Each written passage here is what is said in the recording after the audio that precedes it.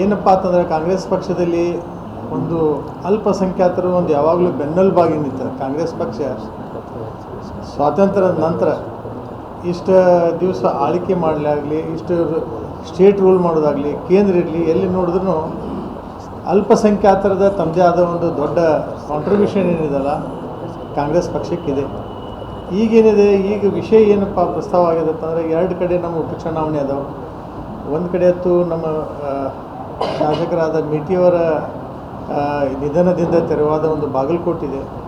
ಇನ್ನೊಂದೇನಿದೆ, ನಮ್ಮ ದಾವಣಗೆರೆಯಲ್ಲಿ ನಮ್ಮ ಮುತ್ಸದ್ದಿ ರಾಜಕಾರಣಿ ನಮ್ಮೆಲ್ಲರ ನಾಯಕರು, ಯಾಕಂದ್ರೆ ಅಂಥ ನಾಯಕರು ಹೆಚ್ಚು ಸಿಗಂಗಿಲ್ಲ. ಅಷ್ಟು ದೀರ್ಘಾಯುಷ್ಯ ಅವರು ಶಾಸಕರಾಗಿ ಅವರು ಆಡಳಿತ ನಡೆಸಿದ್ದವರು, ಸರ್ಕಾರದಲ್ಲಿ ಮಂತ್ರಿಯಾಗಿ ಕೆಲಸ ಮಾಡಿದವರು, ಒಂದು ತಮ್ಮದೇ ಆದ ಒಂದು ಸೆಕ್ಯುಲರ್ ಕ್ರೆಡೆನ್ಷಿಯಲ್ ಇದ್ದ ನಾಯಕರಾದ ನಮ್ಮ ಶಾಮನೂರು ಶಿವಶಂಕರಪ್ಪ ಅವ್ರ ನಿಧನ ಆದಂಥ ಅಲ್ಲಿ ಒಂದು ದಾವಣಗೆರೆಯಲ್ಲಿ ಅದು ಇದು ವೇಕೆಂಟ್ ಆಗಿದೆ, ಖಾಲಿ ಆಗಿದೆ. ಅಲ್ಲಿನೂ ಈಗ ನಮ್ಮ ಉಪಚುನಾವಣೆ ಆಲ್ರೆಡಿ ಅನೌನ್ಸ್ ಆಗಿದೆ. ಸೋಮವಾರ ತನಕ ನಾವು ನಾಮಿನೇಷನ್ ಕೊಡಬೇಕು.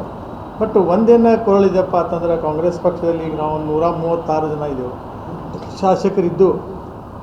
ಎಲ್ಲ ಇದಕ್ಕೂ ಒಂದು ಇರ್ಬೋದು ಕೌಂಟ್ರಿ, ಎಲ್ಲ ಏನಂತೀರಿ ನೀವು, ಸಮಾಜದಿಂದ ಸಾಕಷ್ಟು MLAಗಳು ಎಲ್ಲ ಧರ್ಮದಿಂದ ಆಗಲಿ ಇದ್ರ ಇದ್ದಾರೆ. ಆದರೆ ಎಲ್ಲೇ ಒಂದು ಕೊರತೆ ಅದಂದ್ರೆ ಅದು ಅಲ್ಪಸಂಖ್ಯಾತರ ಸಮಾಜದಿಂದ ಭಾಳ ಕಡಿಮೆ ಜನ ಇದ್ದಾರೆ. ಅದನ್ನು ಒಂದು ಭರ್ಪೂರು ಮಾಡ್ಕೋಬೇಕು, ಅದನ್ನು ಒಂದು ಸರಿಪಡಿಸ್ಕೋಬೇಕಾದ್ರೆ ಇದೊಂದು ಉಪಚುನಾವಣೆ ನಿಮಗೆ ಕೆಲಸಕ್ಕೆ ಬರ್ತದೆ. ಆ ದೃಷ್ಟಿಯಿಂದ ಅಲ್ಪಸಂಖ್ಯಾತರು, ಯಾಕಂದರೆ ಎಲ್ಲೋ ಸ್ವಲ್ಪ ನೊಂದಾರದು, ಅದು ಜನರ ಪ್ರತಿನಿಧಿಗಳು ಕೊಡುಗೆ ಇರೋದ್ರಿಂದ ಇಷ್ಟು ದೊಡ್ಡ ಸಂಖ್ಯೆ, ಯಾಕಂದ್ರೆ ಸುಮಾರು 15% ನಮ್ಮ ಜನಸಂಖ್ಯೆ ಇದ್ದನು. ಆ ಲೆಕ್ಕಕ್ಕೆ ನೋಡಿದ್ರೆ ನಾವು 30-35 ಜನ MLA ಇರಬೇಕು. ಈಗ 8-9 ಆದರೆ 10 ತನಕ ಎಲ್ಲ ಪಾರ್ಟಿಯಿಂದ ಕೂಡಿ 10 ಮಂದಿ ಆಗಂಗಿಲ್ಲ. ಇಂಥ ಒಂದು ಸ್ಥಿತಿಯಲ್ಲಿ ಎಲ್ಲೋ ನಮ್ಮ ಪಾರ್ಟಿಗೆ, ನಮ್ಮ ಪಕ್ಷಕ್ಕೆ ಒಂದು ಅಲ್ಪಸಂಖ್ಯಾತರಿಗೆ ನ್ಯಾಯ ಕೊಡಿಸುವಲಾಕ ಒಂದು ಇದು ಬಂದಿದೆ. ಏನಪ್ಪ ಅಂತಂದರೆ, ಕಾಂಗ್ರೆಸ್ ಪಕ್ಷದಲ್ಲಿ ಒಂದು ಅಲ್ಪಸಂಖ್ಯಾತರು ಒಂದು ಯಾವಾಗಲೂ ಬೆನ್ನೆಲುಬಾಗಿ ನಿಂತಾರೆ. ಕಾಂಗ್ರೆಸ್ ಪಕ್ಷ ಸ್ವಾತಂತ್ರ್ಯದ ನಂತರ ಇಷ್ಟು ದಿವಸ ಆಳ್ವಿಕೆ ಮಾಡಲಾಗಲಿ, ಇಷ್ಟು ಸ್ಟೇಟ್ ರೂಲ್ ಮಾಡೋದಾಗಲಿ, ಕೇಂದ್ರ ಇರಲಿ, ಎಲ್ಲಿ ನೋಡಿದ್ರೂ ಅಲ್ಪಸಂಖ್ಯಾತರದ ತಮ್ಮದೇ ಆದ ಒಂದು ದೊಡ್ಡ ಕಾಂಟ್ರಿಬ್ಯೂಷನ್ ಏನಿದೆಲ್ಲ ಕಾಂಗ್ರೆಸ್ ಪಕ್ಷಕ್ಕಿದೆ. ಈಗೇನಿದೆ, ಈಗ ವಿಷಯ ಏನಪ್ಪ ಪ್ರಸ್ತಾವ ಆಗಿದೆ ಅಂತಂದರೆ, ಎರಡು ಕಡೆ ನಮ್ಮ ಉಪಚುನಾವಣೆ ಅದಾವೆ. ಒಂದು ಕಡೆ ಅಂತೂ ನಮ್ಮ ಶಾಸಕರಾದ ಮೇಟಿಯವರ ನಿಧನದಿಂದ ತೆರವಾದ ಒಂದು ಬಾಗಲಕೋಟಿದೆ.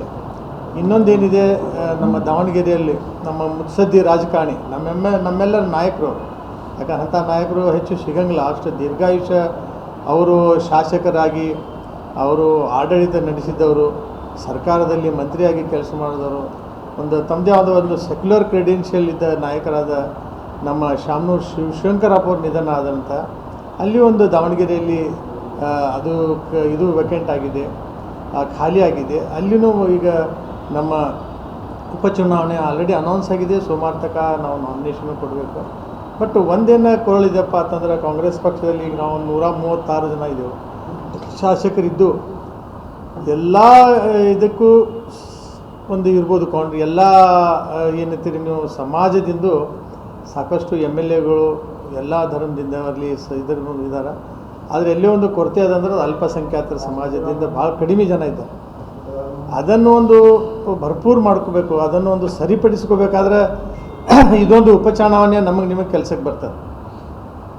ಆ ದೃಷ್ಟಿಯಿಂದ ಅಲ್ಪಸಂಖ್ಯಾತರು, ಯಾಕಂದರೆ ಎಲ್ಲೋ ಸ್ವಲ್ಪ ನೊಂದಾರದು, ಅದು ಜನರ ಪ್ರತಿನಿಧಿಗಳು ಕೊಡುಗೆ ಇರೋದ್ರಿಂದ ಇಷ್ಟು ದೊಡ್ಡ ಸಂಖ್ಯೆ, ಯಾಕಂದ್ರೆ ಸುಮಾರು 15% ನಮ್ಮ ಜನಸಂಖ್ಯೆ ಇದ್ದನು.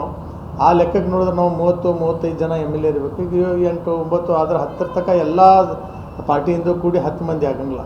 ಇಂಥ ಒಂದು ಸ್ಥಿತಿಯಲ್ಲಿ ಎಲ್ಲೋ ನಮ್ಮ ಪಾರ್ಟಿಗೆ, ನಮ್ಮ ಪಕ್ಷಕ್ಕೆ ಒಂದು ಅಲ್ಪಸಂಖ್ಯಾತರಿಗೆ ನ್ಯಾಯ ಕೊಡಿಸುವಲಾಕ ಒಂದು ಇದು ಬಂದಿದೆ.